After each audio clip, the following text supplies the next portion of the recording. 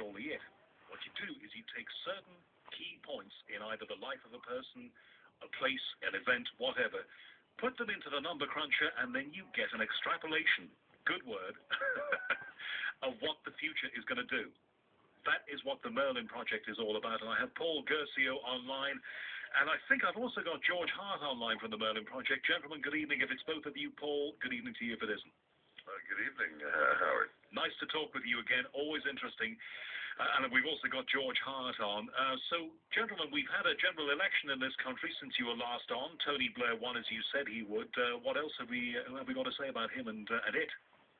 Well, you know, Howard, when we were on last time, we kind of got warned not to say anything. Well, that was because you know what that is about. You have some very archaic rules. We have some rules that control what broadcasters say. And I'll tell you, after living through the 2000 and 2004 election campaigns here in the States, I can almost understand what a pleasure it must be not to have that going on, actually. Well, it's a great relief to all of us, but it is so, I've been through it so many times, let me tell you, Paul, that it is such a controlled period that you must not even refer. I mean, the strict rule is that on the day of the election, you can't even say, or certainly in the old days, I think you can now, but in the days when I started doing this, you couldn't even talk about the weather on the day in case it was bad weather and it discouraged people from voting.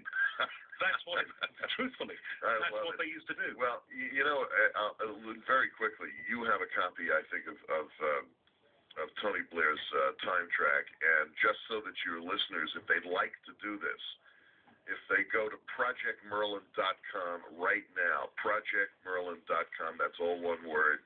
They go to if they go to the website and they look on the left side, they'll see a button that says Time Track Library, and if they punch that button, right at the top of the library listing is Tony Blair's time track. They can actually look at what we're going to be talking about for a couple of minutes. Well, Paul and George, what I have to say, having looked at these barcodes, these bar charts that the Merlin Project produces, you look at Tony Blair, and it's clear. It's absolutely clear. It is absolutely clear. That the man is history from next year, and he's going to have a long fallow period, come back for a while, and then be history again. You know what's really interesting about that is that it actually pinpoints each one of the election campaigns. In 97, when he first became prime minister, in the 2000-2001 window, where he won a second term, and right now, where you see these enormous spikes going on, and as I told you off the air, when we couldn't mention this the last time we were on, that it looked to me like he was going to squeak through, but then within the next 12 months, possibly 18 at the outside, he would be out, and that made no sense to me since it wasn't going to be an election at that point. But now, both in terms of what we're hearing here in the States about other MPs who are looking to see him replaced at this point, basically the word is we don't want to see Tony in office more than another year. Isn't that what's going on? Well, there is. I mean, there's this whole thing about the succession between Blair and Brown. Now, during the election campaign, and I guess you didn't see any of this, Paul and George, in the United States, because I know that, you know, American TV and American media generally tends to cover what's happening in the continental United States, and usually the rest of the world is not covered particularly in depth. But what happened during this election campaign, first time that he's done this, he's had, for most of the campaign, he had Gordon Brown, his deputy, the Chancellor of the Exchequer, the finance man, with him throughout, and he is the man who is going to, they say, succeed Tony Blair. I mean, it's not absolutely a done deal, but it's pretty well. Now, Blair had Brown with him throughout the campaign, and now the question is, when is Blair going to hand over power, if he does? They were asking that question, let me tell you, I was on air, on radio, covering the results of the election, and that question about when is Blair going to go was asked it started being asked at, I believe, 8:45 a.m. There was Alice Mann, who was an ex-MP, ex-Labour MP, who made the first call for him to get out now at 8:45 a.m. on the morning of the election results. And this is the big talking topic now. The question is when. Now, Blair had a little bit of a news conference earlier this week, I believe it was, and essentially said, I'm not going soon, but there is still talk that he's going to. Well, it looks from the time tracks that you can see it yourself, and if your listeners go to the site, they'll be able to see it easily, that Tony Blair's career goes into some kind of major eclipse beginning at no later than the very early part of 2007. Well, that's it, isn't it? It's around Christmas. Well, there's a down from what I can see on this chart here from the end of this year, isn't it, into 2006. That's right. There's a bit of a peak into 2007. By the time we get right into 2007, according to your time track, that is, he's on the way down. Right, and you know what it could easily be? It could be Tony Blair stepping down, and then some additional evidence surfacing about collusion with the states with respect to this war in Iraq. Well, now this is interesting, guys, because I guess the Merlin Project and your number crunching to make these bar charts, as I'm calling them, because I can't think of a better word to use on them, but you must have put in the coordinates of the Iraq War and the people around the Iraq War. So how does that all tie up with George?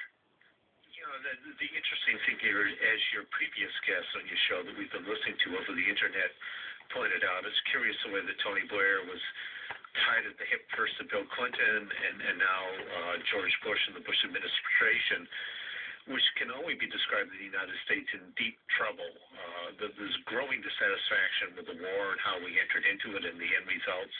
A sick economy, questionable appointments to things like the United Nations, and even conservatives are wondering just what is wrong with this guy over here. So there's every indication that the administration could slip on a banana peel and not even survive 4 years, that there's something just odd going on in the back halls of Washington, and Merlin in many ways pointed this out when we looked at a number of the key figures in the administration. So that's one of the things that would not surprise us. George, here's the fascinating thing about it, isn't it? Because, and this is your view and it comes from your Merlin Project extrapolations, but if all these key figures and Tony Blair all have a down point in their chart at the same time, it suggests that the problem that Tony Blair might have is connected with the same thing that those people have been connected with. And that's why your method of predicting the future is scientific, yeah? Yes, and particularly when we get this process that we call triangulation. If you take all the different factors involved, or players like Tony Blair, like George Bush, like Condoleezza Rice, like the beginning of the Iraq War, eventually a pattern emerges that has a consistent story around it. So there's an interesting explanatory aspect of this as well as short-term predictions. On your show, I'd also like to mention that sometimes, like a radar, it can look out to things that maybe not everyone is thinking about at the moment. One of the interesting runs we did today was on the original Trinity test of the atomic bomb. Right. In July of 1945. Now, this is interesting, and I know what you're going to say, but tell me if I'm right. There's been such concern, and we've talked about this on this show from the very beginning of this show, which was 6 months ago now, and I've been talking about it on radio for a couple of years now, the concern about what the communist Koreans are up to with their nuclear program. Yeah? Is that what we're saying? Exactly, and sure, we will have this time track up on the site. It will astound you, because for about 5 years on either side of the time track, going back to that original test, there's nothing, zero. But right now, there's a strong Merlin spike indicating that perhaps by June or July, there will be a Korean event. And there have been intelligence reports that they're even building reviewing stands for that. Well, I was reading the news wires, I think, at the very beginning of this week, on Monday, I think it was, where certainly all the indications were, and coming out of Washington, the indications were that they were about to make some kind of test. And then you let the other shoe drop and do a Merlin run based on the very start of the First Korean War on June 25th, 1950, and there is an enormous Merlin spike starting in 2007, but peaking in the middle of 2010, which is one of the largest ones we've ever seen. If you guys are right, and, we hope that on this occasion, guys, and I hope you don't mind me saying this, but we hope you're not right, this could be, to say it could be very serious is the understatement of the millennium, but it could be desperately serious for all of us, because this is the kind of thing that could mean war. Well, yeah, you also have to understand something about the way these time tracks operate, Howard, and that is, even if the event is simply serious saber rattling to the extent that perhaps, for instance, it might be a good example of this, might be an extreme example. To go back to the Cuban Missile Crisis in the fall of 1962, Nobody shot at anybody. There was, well, actually, that's not true because one of our planes was shot down. But I mean, essentially, there was no major shooting going on. But we came awfully close. Well, how near did we get to it? Well, we came so near that there was nearly a conflagration. Yeah? In terms of periods of time, we probably got as close as we've ever gotten. I'm not even suggesting that would happen at this point. But one of the things that you'd find on these Merlin time tracks is that when you get saber rattling of that size and scope, where people really, really start thinking in terms of the fact that this might become a possibility, then you will find a spike on the time track. And one of the things about this one that George is talking about now, this Trinity run, is that it literally jumps off the page at you.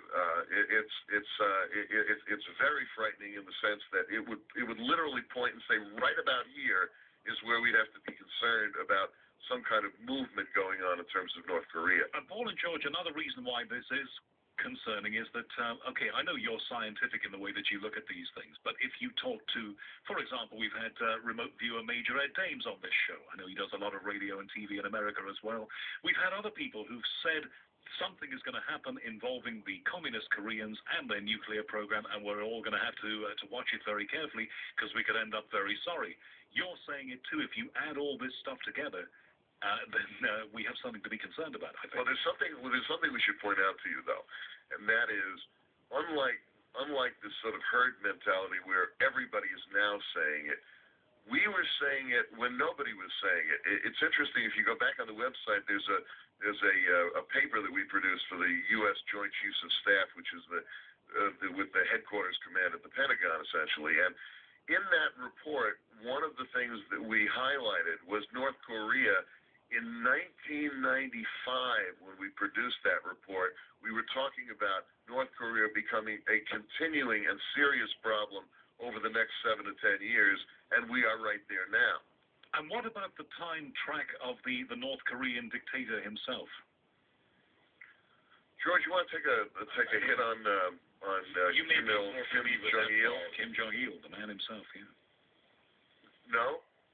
No, I thought, Paul, that was one you had run recently. Oh, you hadn't seen that one. Okay. Well, one of the things about Kim Jong-il is that, again, and maybe Howard has a copy of it out there, I'm not sure, but again, he is posted on the website at projectmerlin.com.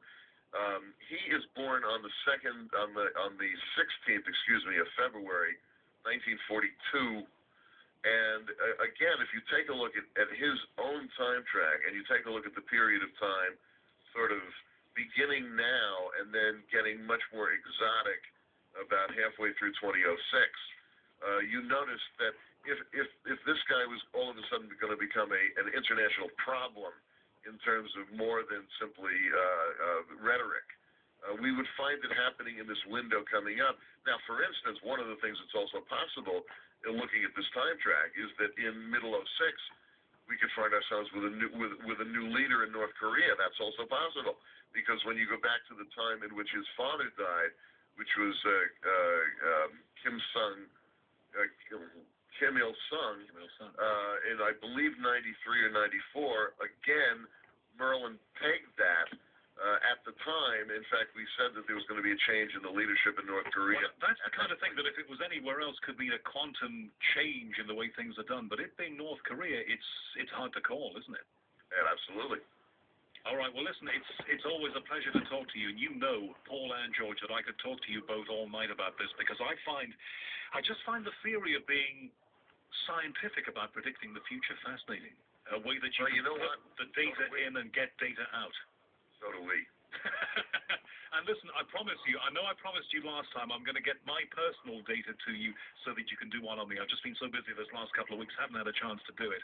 What with the election and everything. Listen, we're gonna keep you to that, for honest. No, I really want to because I think there's an awful lot in it. I'm fascinated. Your website, please.